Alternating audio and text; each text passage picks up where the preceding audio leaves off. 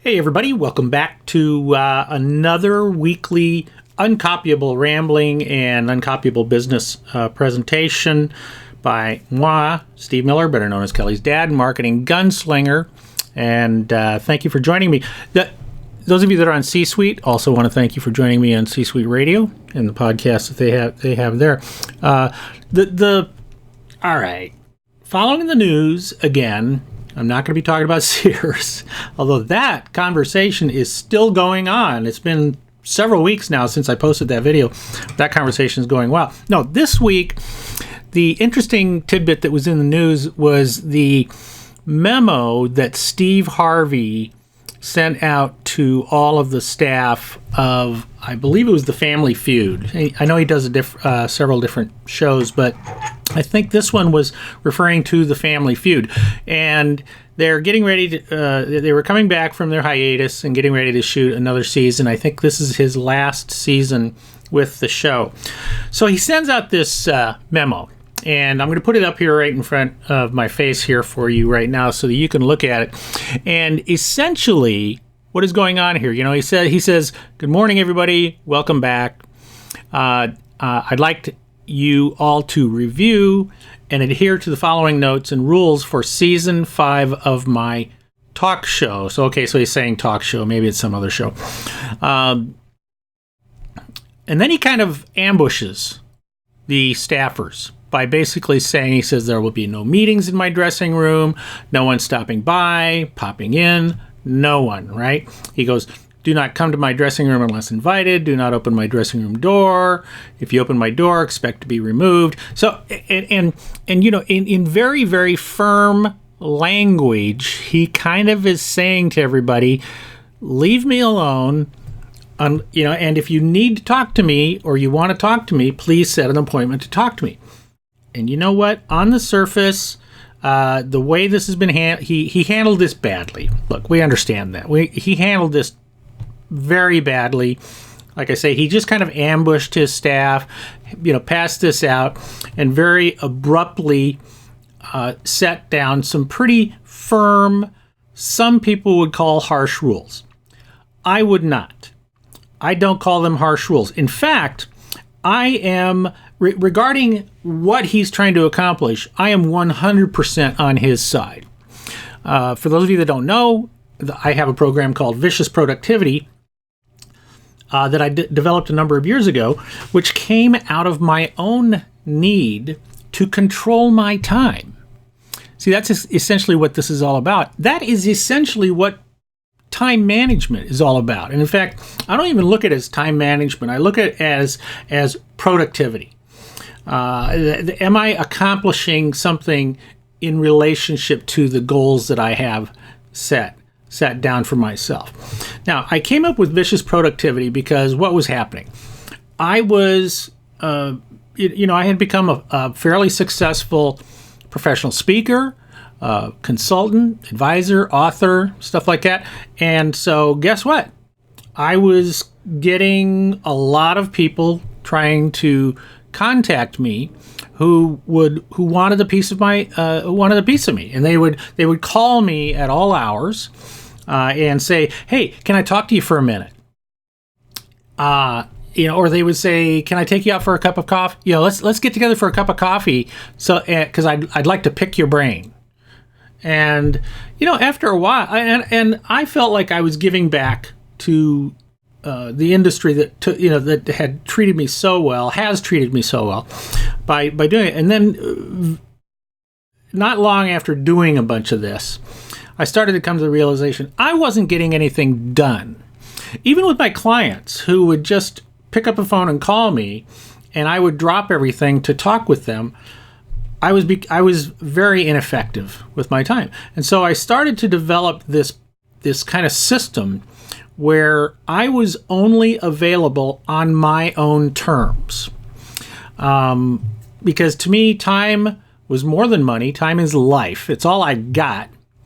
And I wanted to take control. Now, I still wanted to be able to take care of everybody, but I wanted to do it in a more controlled manner. So because I didn't want to confuse busyness with effectiveness. When we spend all day, people come in and they interrupt us.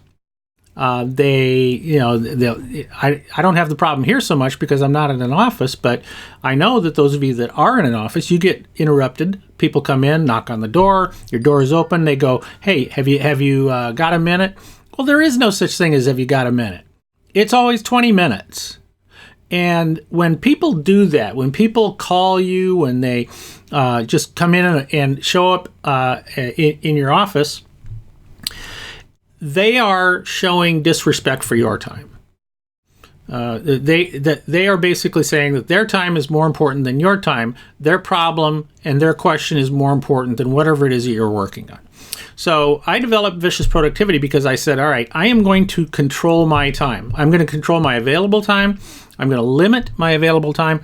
I'm going to make it to where I try to manage that in a more formal fashion. So I would try to set up appointments, which is what I still do. It's very difficult to get me on the phone, to just pick up the phone and call me. Very difficult for you to get me on the phone when you want to talk to me immediately, right? What we ask is, hey, let's set up a time that's convenient for both of us, and I can talk to you. And I'm happy to do that. I'm totally happy to do that. When I'm on the road and people see me, and sometimes they'll say, hey, let's go have a cup of coffee or something like that. You know what? 9 times out of 10, I'm going to say I can't because I am trying to be productive on the road as well. And my time is very, very valuable to me. So when Steve Harvey delivered this, in my opinion, going through the whole list, when he says, I want all the ambushing to stop now. You must schedule an appointment. He says, I've been taken advantage of by my lenient policy in the past. This ends now. Do not approach me when I'm in the makeup chair unless I ask to speak with you directly. Now, like I said, granted, this was handled badly. The way he delivered this was very badly handled. He could have handled it a lot better, but what he was trying to do was take back control of his life. And I completely agree with that. I'm sorry. But vicious productivity is what we all have to do. Think about when you are most productive.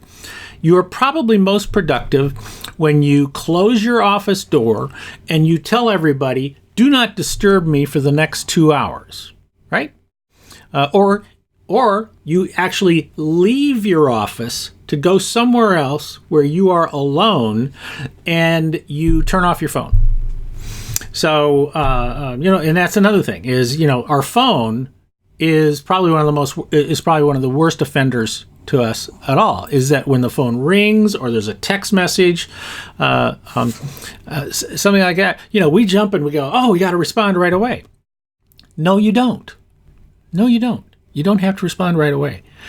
You respond in a manageable fashion. Okay, control your time.